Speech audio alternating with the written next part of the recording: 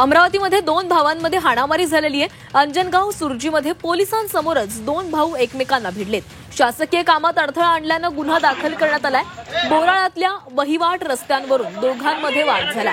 अमरावती जिल्ह्यातील अंजनगाव सुरजी तालुक्यातील बोराळा इथं वहिवाटीचा वाट रस्ता मोकळा करून देण्यासाठी तहसीलदार रवींद्र काळे आणि ठाणेदार सूरज बोंडे यांच्या मार्गदर्शनात इतर पोलीस अधिकारी घटनास्थळी हजर झाल्यानंतर रस्ता मोकळा करून देण्यासाठी चिकटे परिवारातील दोन चुलत भावांनी एकमेकांना विरोध केला आणि त्यातील एक भाऊ रस्ता मोकळा करण्यासाठी गेला असता दुसऱ्या चुलत भावानं सरकारी कामामध्ये अडथळा आणत चुलत भावावर हल्ला केल्यामुळे दोघांमध्ये तुंबळ हाणामारी पाहायला मिळाली।